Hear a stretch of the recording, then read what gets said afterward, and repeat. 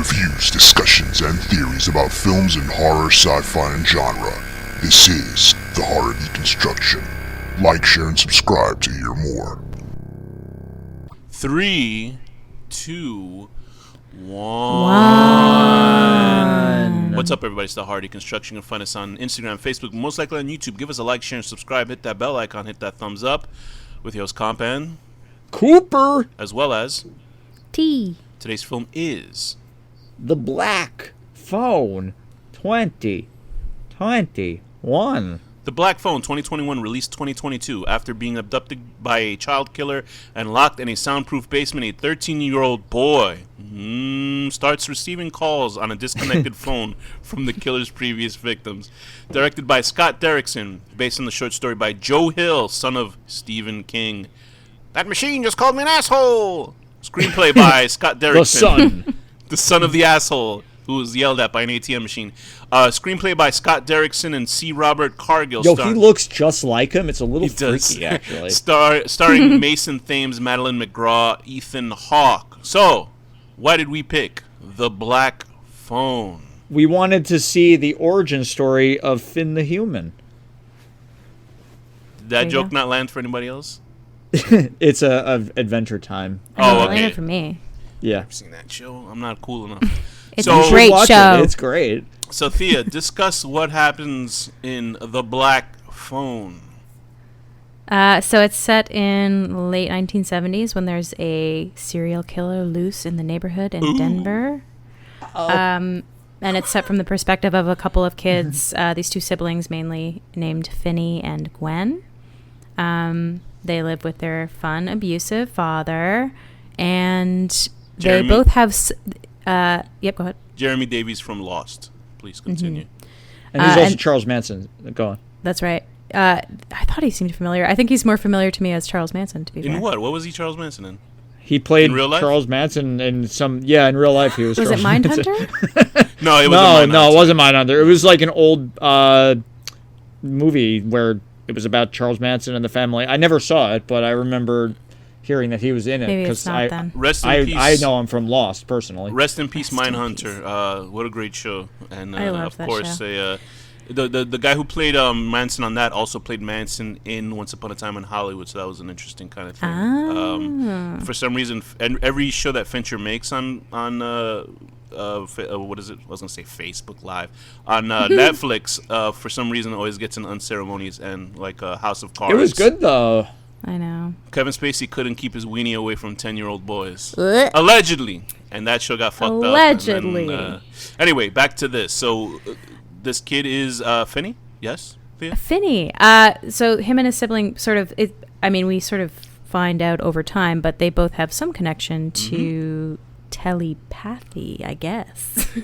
Did anyone think? Did you guys think that this was like the origin story of those like Sinister movies about those like investigators? It's the same director. Oh no! I'm thinking of the other one. I always forget the name of that stupid movie. I forget which of those movies. It's like the James Wong. This is the same. No, this is the same director of that movie. This is Scott Derrickson. Oh, is it? Okay. Yeah. So it's about like that stupid Annabelle and all those things. Sinister is the movie. You're thinking Sinister. Yeah, but then they have all these. They have all these spin-offs. The Conjuring movies. I'm telling you, I can never get that right. It's always all Sinister. These movies are very generic and similar. They came out around the same time. It was a lot going on. And they're all generic, but in any case, it's about these paranormal investigators. Yes. And apparently, it's based on true story, somewhat. Okay.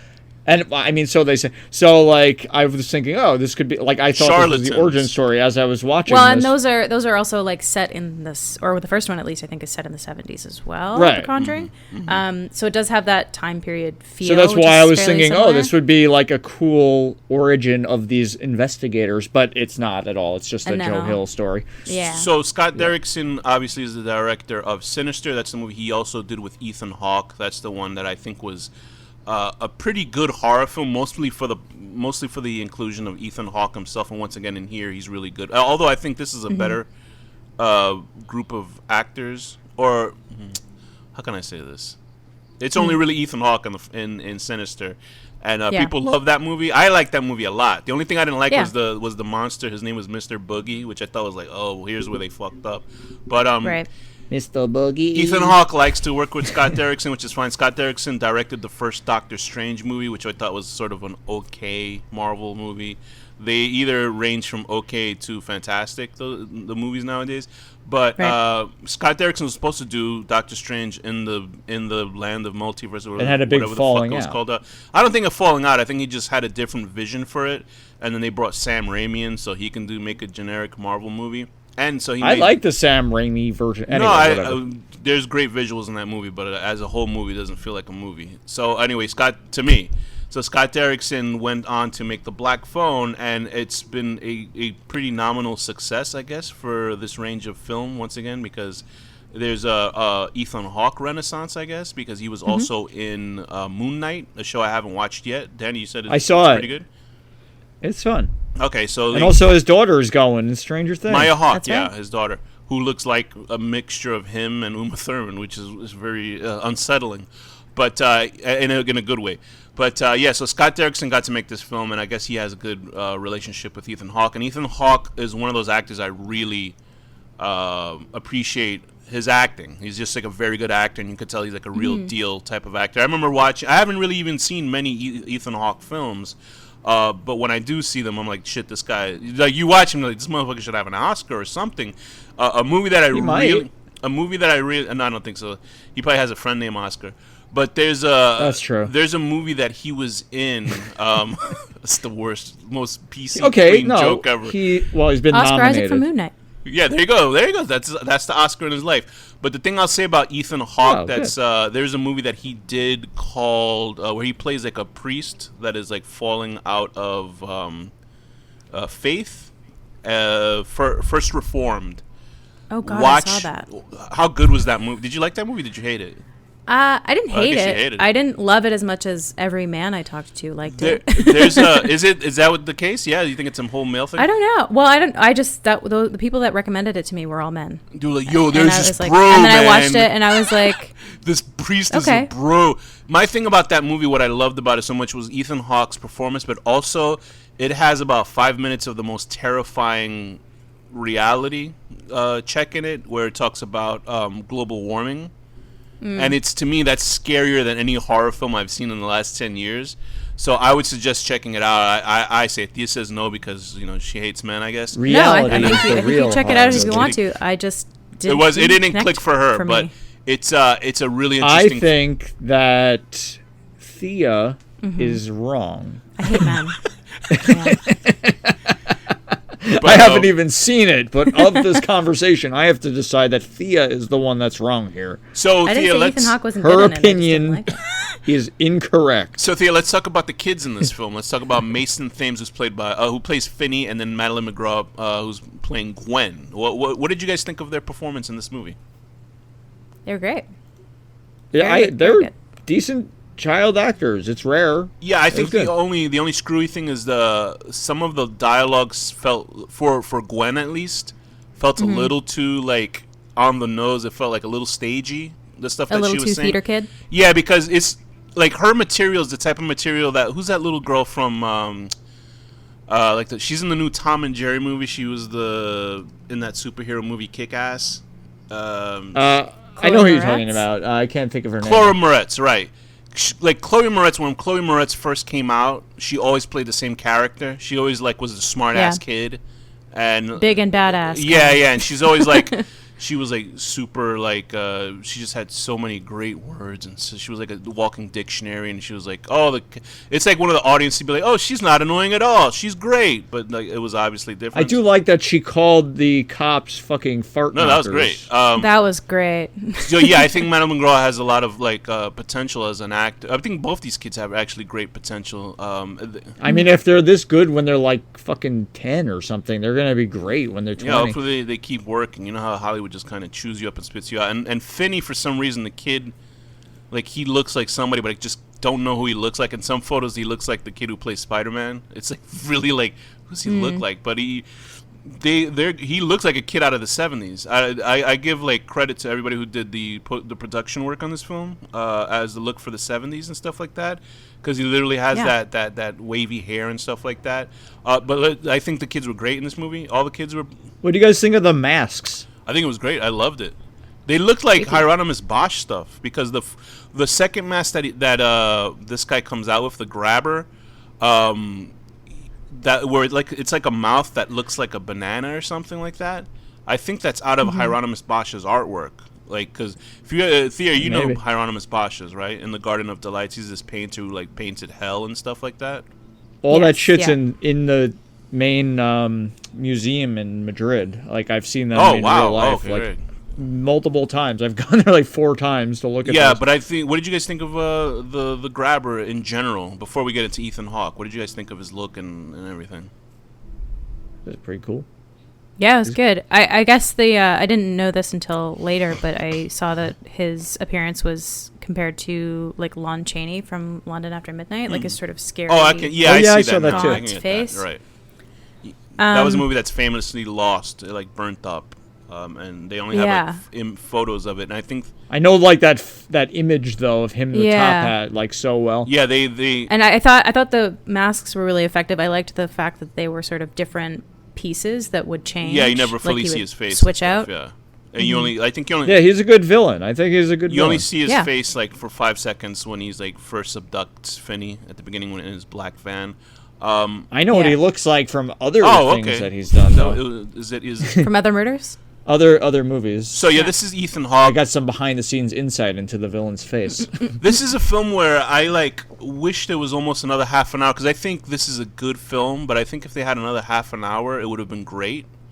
Because I feel like it's missing something, and I don't know what it is. Like as a piece of entertainment itself, I think it's really fun and it's entertaining and shit like that. And it was weird because as I was watching this, I was watching another movie called Bloody Hell on Shudder, and it's about a guy who gets kidnapped, and they start Bloody hell. And it's about a guy who's in Finland, and a family of cannibals like ties him up, and it's like a black comedy, but it's also horror, and sort of like You're Next for bros. And he gets his leg amputated, and he's like he has Isn't You're Next already for bros? No, that's for women. Well, I guess it has a female lead who's the hero in that one. But in Bloody Hell, like he talks to somebody, and he's talking about they talk about misery because they're like, how do we get out of this? And he's like, well, we gotta, how do you get out of it? He faked this whole storyline for this lady, and he beat her over the head with a typewriter. And as I was watching this, I was like, they could have dragged that out a little bit for the actor like Ethan Hawke being so good. Like, I almost wanted more time to see what he was about because it kind of just seems like the kid gets in this room. We have the supernatural element. Ethan Hawke comes in once or twice. Oh, I see what you're scary. saying. Like more backstory of the mental problems of this. Yeah, because killer? at least in like this since this is more of a general audience type of film, and I guess maybe it's more effective that you don't know what's going on with him because he's just kind of like a scary force of nature that runs into this room and you never know what's going on. But like at least in Misery, we got to a little bit more about Annie. You know what I mean? Like she was scary because the more we spent with her. Have you guys read the book? Actually, I never read Misery. Thea, have you read Misery? No, I haven't read it. What a shit! It's like, Thea, I mean, I know everybody always says, "Oh, you got to read the book," but like, it actually gets much more into her mind. Like, at one point, like she uses hair to like tie a book closed or something. But that's Stephen King, like, though. Stephen King will fucking talk about like the opening of. But it's like it's worth it, like shit. to learn more about the character. It's great. Like she's like much more horrible. So do you guys like agree or disagree? Do you think he was the perfect amount in this film, or do you think there should have been more of him, or what? I kind of agree with you. They could have given him like not a lot more, but like maybe 10 minutes more insight into his head would have been cool. Yeah, because I mean we see also when he gets his mask knocked off at the end that he I guess is afraid of showing his face. I guess in that situation, I guess outside of the situation he's okay because he was outside when he captures the kid in the first part with his like magician outfit. He didn't have a mask on. He just had shades on. So I guess he needs something to like cover his face when he's talking to people. I wonder how that is with his brother. Like, does he like wake up and have breakfast with his brother and have a mask on and shit? I think that was what I felt was that when we met his brother, I thought, well, wouldn't that be an interesting way to sort of get some or not even backstory, but just to meet him outside of that context? Yeah, you never see the interaction between them besides the ending part. Well, we know his brother's scared of him because he's all nervous to go down the stairs. Oh, so that's James Ransom. He was in It, Chapter 2. He played Eddie Kaspbrak. He was I do like that brother, but how stupid can a fucking person be to not know? There are just characters that are put there to annoy the audience, because at the very end he goes, "You want to hear how I found you out?" And it was like a very Charlie Day, it's a Sunny in Philadelphia kind of moment. Yeah. And his head turned into like CGI for a second there. But yeah, I guess he works with the director because he was in Sinister and Sinister 2. I think he plays a cop character in those movies. I remember him now that he was in those. But I thought he was good in it. Like I said, he was Charlie Day in this movie. Jeremy Davies from Lost plays an abusive dad, and you're just like watching this movie going, oh, these fucking... Joe Hill, I guess, is as good as his dad in creating just like incredibly horrible people, disgusting people that deal with children. And it's just so he is a good writer then, I take it? Like, I've not read any of his stuff. So I don't know. I guess this is supposed to be pretty loyal. This is part of a short story collection of his. People say that he does good stuff. They made a whole series based on... I actually read some comics that he wrote, and they were okay. Horror comics. Okay. There's something that... I don't even know what the name of the show is, but it's essentially about a guy who takes children into some sort of candy land and turns them into vampires. It was actually... Nosferatu, right. I actually read some comics based on it. It was pretty interesting, but I haven't seen the series. I know somebody who has, and they enjoyed it. I watched a few episodes, and I liked what I saw. I assume it's like a canceled series, I didn't get sucked in. Because I haven't heard from it in a long time. Yeah, they had 2 seasons. Okay, yeah. Did it finish? I never even heard of it. I know Nosferatu, Did the show get completed, or... I don't know. I don't know if they finished it up. So there's also... because I didn't get through first season. Fair enough. There's 2 detectives, Detective Wright and Miller, and they're sort of stock cop characters. Let's talk about the little kids that help Finney on his way, because there is an introduction of supernatural powers. Thea, you want to discuss what those powers are? Yeah, the sister has dreams, basically, that it sounds like their mother also had. Mm-hmm. So some sort of like seeing connections to people that died. She sees the house where we realize later is actually where the bodies are, but she thinks is where her brother is being held. Mm-hmm. She sees the dead kids at some point. And I guess Finney must have a little bit of that too, because he's getting those calls on the phone. Right, I was bringing that up because I was thinking, why didn't these ghost kids help each other out? Because I guess this must have been basically a shorter time frame. You know that song, what was it called? Telephone by Beyonce, and then Lady Gaga did a version called like Video That's basically phone. This movie, yeah. Yeah, imagine they played, that was the whole soundtrack. Every time the phone rang, you'd hear like the little background music of it. I would actually love that, yeah. But only if they did choreo. And the ghosts are dancing like the music video type of thing. Like, yeah, one of them's wearing caution tape. Can we just appreciate how like Gaga is still weird, but she's not as fun weird as she used to be? Because now she's like more serious and she's like appreciated. Is she still like around even? I haven't heard anything. Yeah, of her. She supposedly might be in Joker 2 playing Harley Quinn, because they're gonna make Joker 2 a musical. That could potentially be cool. I don't know. I think that it'll work as a musical for the fact that it's gonna be Arthur having mental problems. It's a musical? Yeah. Apparently.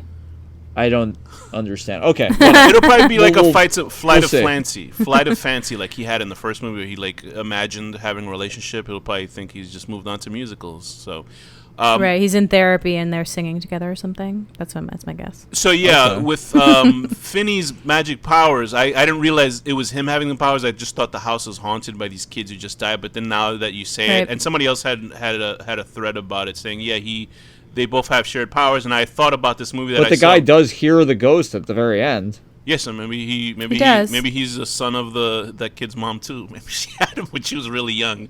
She had a 50-year-old man when she was 12. Or is their secret other brother or something? Yeah, I was thinking about this movie that was actually Stephen King adjacent. I saw this movie. I think I was the only one of us that saw it, called The Rage Carrie Part 2. Which was like a Scream slash. Well, I heard it was summer horrible. Version. Wasn't it the lady from that '70s show in it? Or something? I don't know, but it was like it was not a good movie except for the last 10 minutes of it. You know, is why you go to a Carrie movie, and the issue is that she was the daughter of a guy who was Carrie's father. I mean, So she obviously, that father was spreading his genome that can give telekinesis, and I instantly thought of that, and I'm sure Stephen King was like, that movie sucked, it had nothing to do with it. Can you guys discuss Finney and Gwen's relationship in this film? They are friends. They are happy together. I thought it was pretty realistic. I like their relationship with each other. It's like brother and sister. I think because their father was such a drunk piece of shit. I hate the dad. Yeah. Like, did you like that he said, forgive me, and then, like, he probably, like, hit them over the head with a vodka bottle as soon as they got home, even though they, you know. I mean, I don't know. I'm happy that he was crying. The kids that got killed, they're acting. What did you think of them?